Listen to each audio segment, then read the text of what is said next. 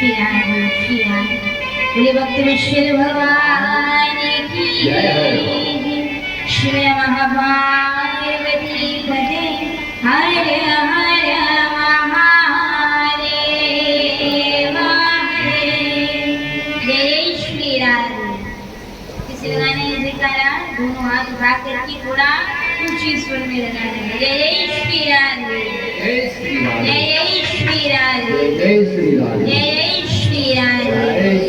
श्रीमद् भागवत महापुराण की जय हो।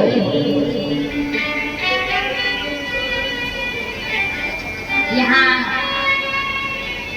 कथा के आरंभ की एक सुंदर सीख हमें यहाँ इस घटना से सीखने को मिलती है। क्या सीख सीखने को मिलती है? सब बच्चे ध्यान देंगे। अगर लाइट के जाने पर आप हम सब हाथ पर हाथ धर के केवल बैठ जाए और कुछ ना करें तो 3 घंटे का समय होगा तो व्यर्थ ही व्यतीत हो जाएगा। तो इस प्रसंग से, इस घटनाक्रम से हमें जीवन में अनुकरण करने योग्य यह बात है, क्योंकि कदा एक कान से सुन करके दूसरे कान से निकाल कर बची कुची पल्ला झाड़ करके जाने का विषय नहीं होती है। कथा के हर एक प्रसंग को जीवन में चरितार्थ करने हेतु कथा में हर एक प्रसंग ऐसा होता है, हर एक घटना वो घटित होती है जिससे हमें जीवन में कुछ ना कुछ सीखने को मिलता है। तो भी कथा के आरंभ में जब लाइट चली गई थी उस समय भी हमें एक बहुत अच्छी बात सीखने को मिलती है। सब बच्चे ध्यान देंगे, बहुत गौर से सुनिएगा। क्या सीखने को मिलता है कि जीवन में कभी भी आपको कोई भी परिस्थिति तब तक पराजित नहीं कर सकती, तब तक हरा नहीं सकती।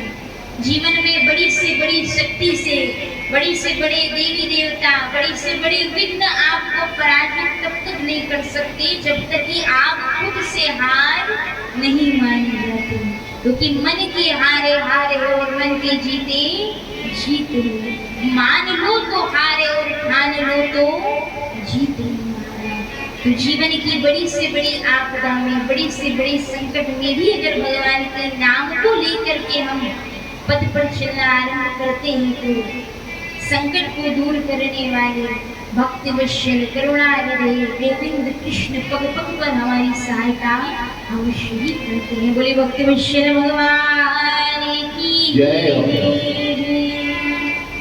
तो आइए अब हम सभी सुंदर हरि कथा में आरंभ करने से पूर्व इस हरि कथा का श्रवण पान, इन कर्णों के माध्यम से हरि कथा भागवत भागीरथी का श्रवण पान करने से पूर्व सभी दोनों हाथ जोड़ कमर सीधी करने बंद करके सभी देवी देवताओं का, स्थान देवता, नगर देवताओं का आगमन करते हैं। आइए सभी उनका आवाहन करते हैं।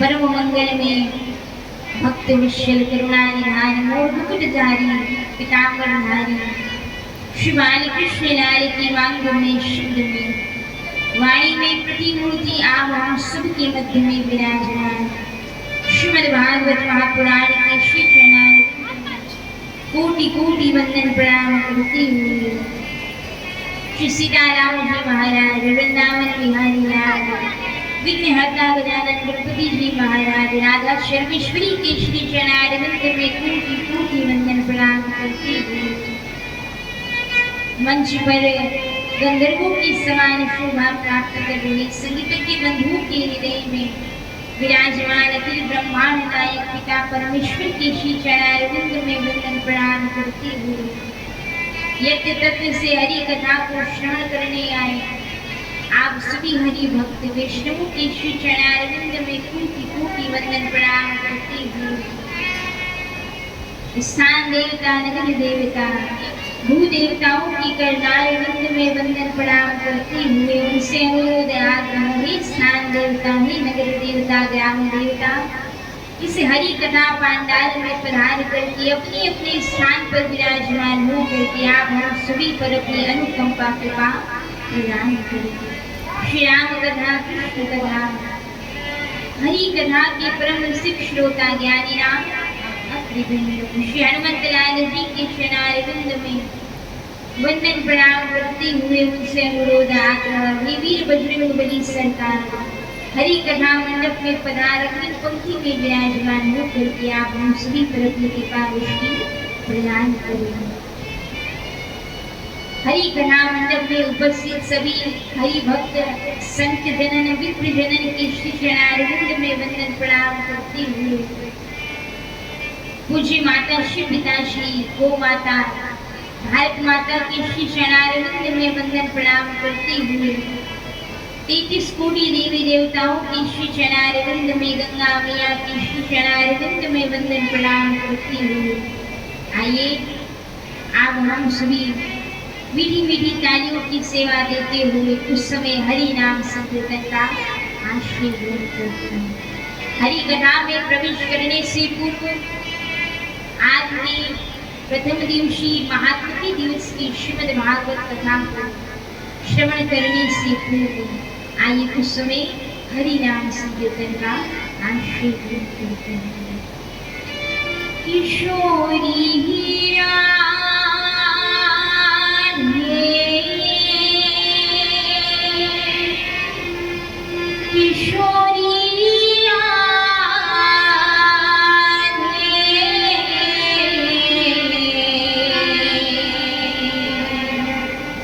मेरो प्यारो नंदलाला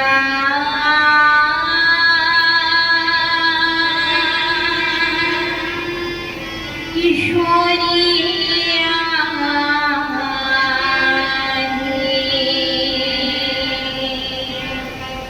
आइए इस प्रकार वृंदावन के प्रवेश किसकी कृपा से बनता है? राधा रानी की कृपा से मिलता है। वृंदावन की ब्रज की अधिष्ठात्री देवी उन किशोरी राधा सर्वेश्वरी की ही कृपा से वृंदावन बिहारी लाल की इस हरि कथा में भी प्रवेश प्राप्त करते हैं। आइए सभी दोनों हाथ उठा करके मीठी मीठी तालियों की सेवा करते हुए झूमते हुए आइए सभी हम एक साथ भगवान के नाम का सुमिरन संकीर्तन करते हैं। किशोरी राधे किशोरी राधे किशोरी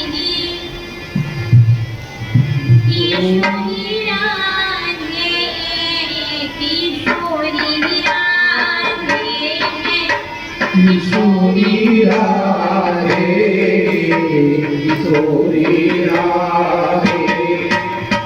किशोरी राधे किशोरी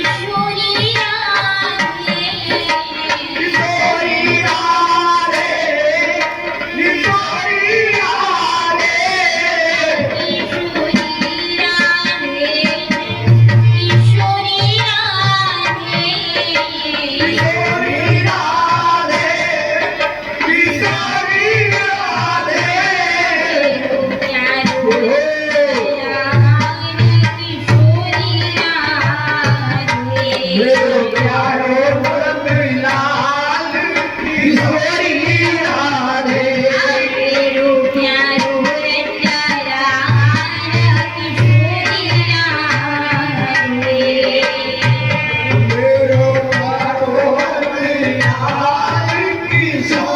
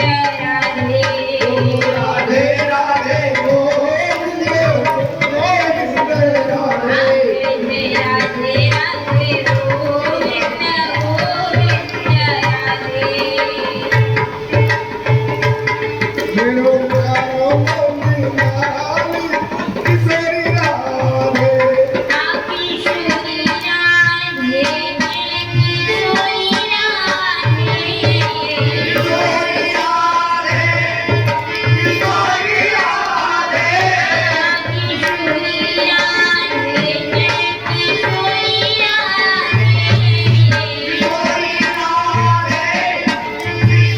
राधे मेरो प्यारो रंगलाल किशोरी राधे राधे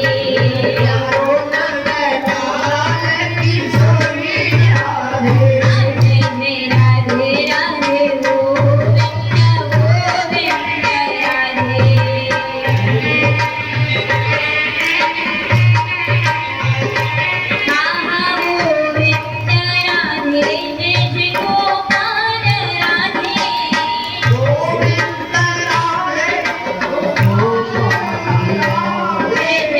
गोविंद राधे गोविंद राधे जय जय गोपाल राधे जय जय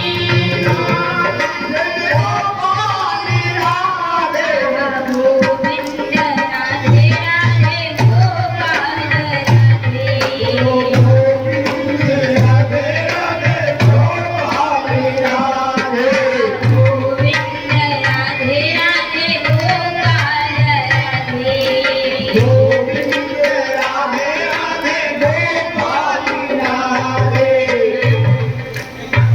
एकादशी का पूरा लाभ लेना है नहीं लेना है सबको लेना है ना। एकादशी का व्रत लगभग सभी करते हैं। ठाकुर जी के हरि भक्त वैष्णव ठाकुर जी को प्रसन्न करने के लिए एकादशी का व्रत रखता है।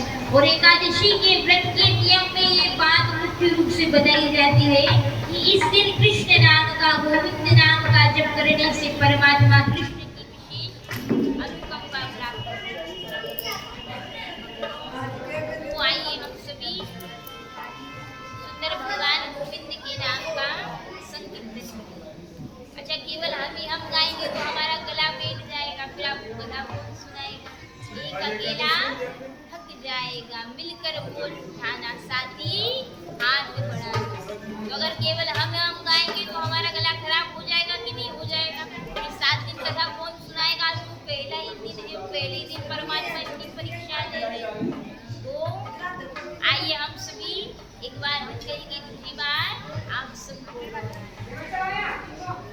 ऐसा कहा जाता है कि जहाँ कहीं भी हरि कथा होती है, भगवान के नाम का सुमिरन होता है, भगवान की स्तुति, उनकी कथा अमृत का कथा लीलाओं का श्रवण पान किया करवाया जाता है, गायन किया जाता, वाचन किया जाता है, वहाँ वीर बजरंगबली सरकार उपस्थित होते ही होते और गुप्त रूपेण होते हैं। अर्थात इस हरि कथा में कई प्रकार के अतिथि पधारते हैं।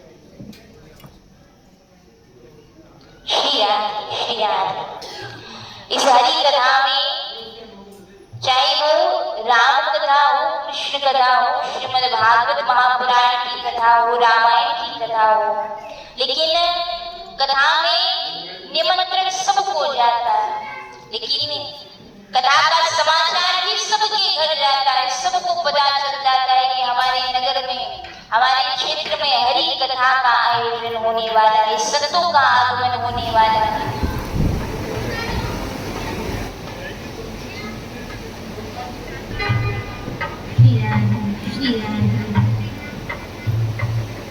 तो जब निमंत्रण तो सभी के पास पहुंचता है, लेकिन आता वही है जिसे बाकी बिहारी वृंदावन बिहारी लाल बुलाते, वही यहाँ पर आ पाता। और यहाँ आकर भी मन भगवान के भजन में, भगवान की कथा में उसी का लगता है जिस पर परमात्मा की विशेष कृपा होती है ना।